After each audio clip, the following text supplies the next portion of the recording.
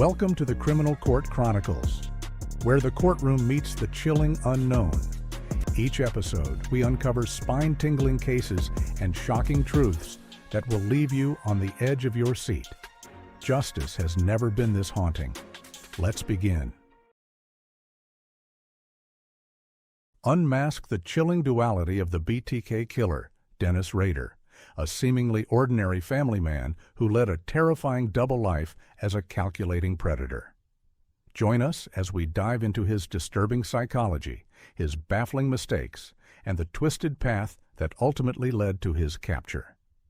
You know, when you sent in that request to unpack the Dennis Rader case, the BTK Killer, I have to admit, my curiosity was seriously piqued. Yeah. I mean, this isn't just about the crimes themselves, which were horrific, of course, Right. but the sheer ordinariness of the man. Oh, yeah. It's chilling. It really is. And that's what makes BTK so fascinating. Right. So unsettling. Yeah. He challenges the typical serial killer profile in so many ways. This isn't someone lurking on the fringes of society. Yeah. He was a church council president, a Cub Scout leader. Right. It's that jarring contrast that makes understanding his psychology, his motivations, Yeah. so crucial. Exactly. It's like trying to solve a puzzle where half the pieces seem to be from a completely different picture. Right. And he managed to keep up this terrifying double life for decades. Decades. From 1974 to 1991. Wow. He terrorized Wichita, then went silent.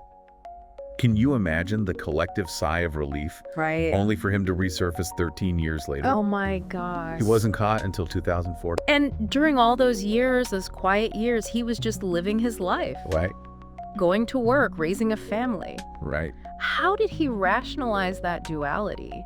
Did he ever express remorse? Well, that's where it gets even more complex. Okay. He did express a sense of remorse, but often framed it through a disturbing lens. Yeah. He claimed this internal force he called Factor X drove him to kill, almost as if he were compelled, transforming him into his Minotaur persona. Okay, hold on. The Minotaur. Yeah. I've read the case files, and that detail always gets me. It seems almost too fantastical, even for a serial killer. Yeah. Was he trying to write herself into some kind of Greek myth? What do you make of that? It does sound almost comical. It does. But I think this speaks to a kind of compartmentalization, a distancing from responsibility. Okay. It wasn't Dennis Rader, the family man, committing these acts. Right. It was this separate entity, this Minotaur, Right. fueled by Factor X. So classic blame shifting then. Yeah. But what exactly was Factor X? Did he ever elaborate on what that even meant? Right. Some god. The devil. Some cosmic drive. He described it as a force inside him, this burning darkness he couldn't control. But if you really delve into his writings or his letters to the police, Okay. you see him trying to intellectualize it, almost romanticizing this dark side of himself. You've researched this extensively. Yeah. What do you think that persona, that whole Minotaur fabrication provided him? What was he getting out of it? I think it gave him a sense of power of control. Okay. Remember, these weren't impulsive acts of violence. Right. They were calculated, planned, ritualistic. Yeah. He would even wear a hit kit, almost like a costume. Wow. He was playing a role. And this persona, this Minotaur as he called it, always seemed to follow a pattern, right? Absolutely. He often targeted women, stalking them for weeks, learning their routines. Oh, gosh. He'd break into their homes, sometimes waiting for hours. Oh, wow. Which speaks to a chilling level of premeditation. Yeah. And the way he would often subdue his victims. That fabricated backstory pretending to need help. It's horrifying, lulling them into a false sense of security then. Exactly. Playing on their compassion. Right. Using their kindness as a way to manipulate and control them. Which makes that story about him almost letting a victim go all the more disturbing. Yeah. He decided not to go through with it because he got bored waiting. Right. It's almost too much to comprehend. It is a truly disturbing detail. Right. And it underscores the fact that for Rader, Yeah. it wasn't just about the act of killing. Right. It was about the power he wielded over his victims, the control he craved. Right. This wasn't random. It was deeply disturbingly personal. And all of this, all the while, the picture of normalcy in his community. Right. Church council president, Cub Scout leader, did no one suspect? It's hard to imagine now knowing what we know. Yeah. But he was incredibly adept at compartmentalizing, at maintaining this facade. And it gets even more unsettling when you consider that at the height of the community's fear over BTK, Yeah. Rader was installing home security systems for a living. Wait, are you serious? That's both incredibly ironic and deeply disturbing. It is. He was literally profiting from the fear that he himself was instilling in his community. Precisely. And it's those kinds of details that make his case so perplexing. Yeah. So difficult to reconcile with any sense of normalcy. Right. How do you even begin to process that level of duality? It's almost as if he wanted to get caught to taunt the police, to revel in the chaos he was creating. That need for recognition, that desire to be seen, Right. even for his horrific crimes, played a significant role in his downfall. And that's where the story takes an even more bizarre turn, right?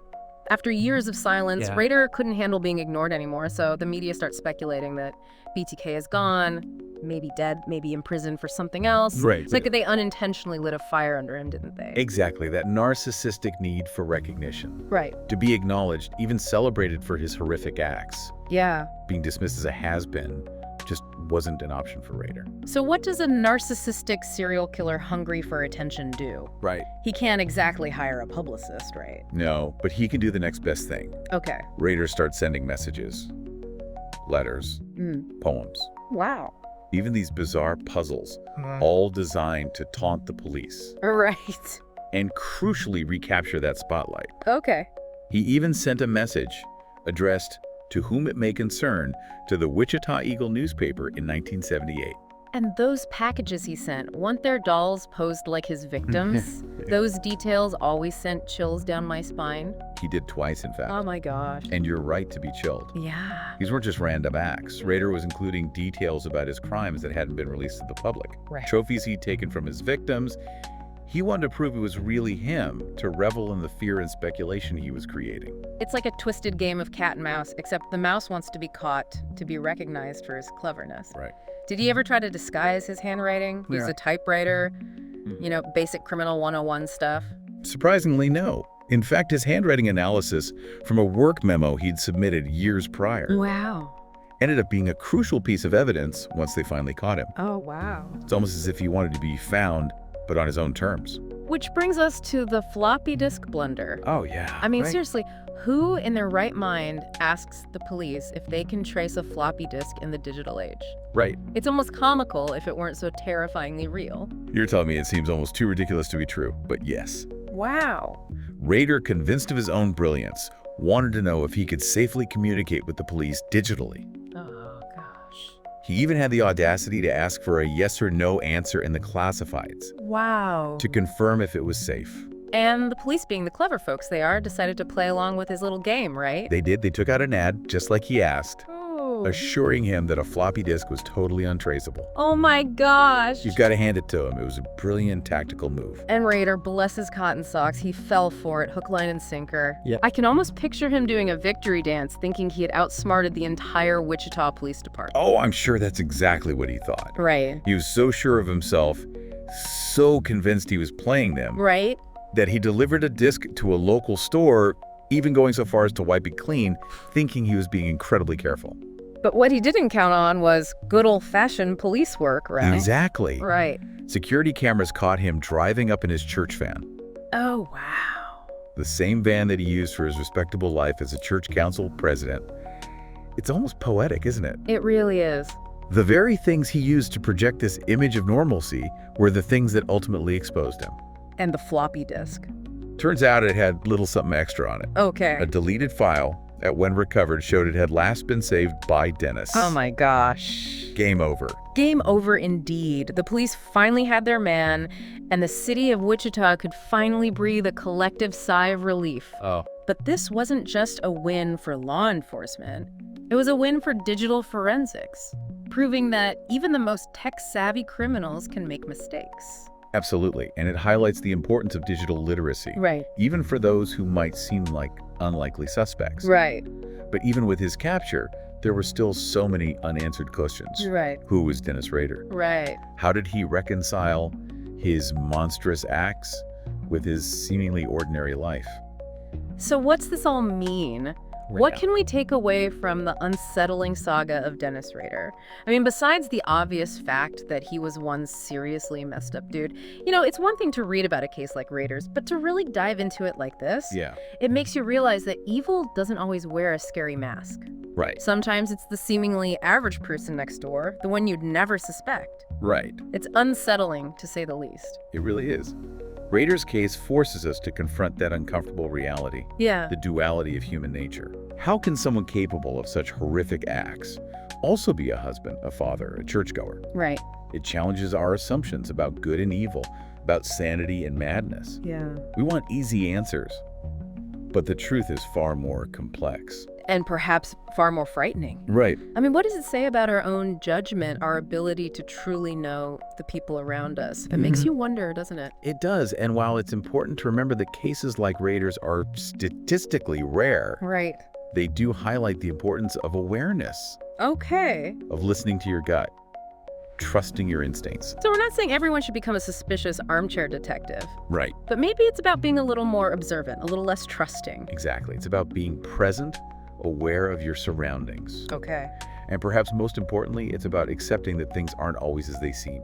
Right. That's a tough pill to swallow. It is. But an important one nonetheless. We can't always prevent evil from happening, but we can at least be aware of the possibilities, however unsettling they might be. Right. And maybe by understanding cases like Rader's, by studying the complexities of the criminal mind, we can learn to better identify and address the warning signs before it's too late. What are your thoughts on that? I think you've hit the nail on the head. Okay. Knowledge is power, even when that knowledge is deeply unsettling. Right. The more we understand about the darkness, the better equipped we are to navigate it, not with fear, but with awareness. Well said. And on that note, I think we've reached the end of our deep dive into the unsettling world of Dennis Rader, the BTK Killer. A seemingly ordinary man who harbored extraordinary darkness. A chilling reminder that the line between ordinary and monstrous can be terrifyingly thin. Thank you for joining us on this journey. We'll see you next time for another deep dive into a new topic. Until then, keep asking questions, keep learning, and keep your eyes open. Thanks for tuning in to the Criminal Court Chronicles. Stay curious, stay vigilant, and remember, justice never sleeps. Don't forget to subscribe and join us next time for more cases that will keep you questioning everything. Until then, stay safe out there.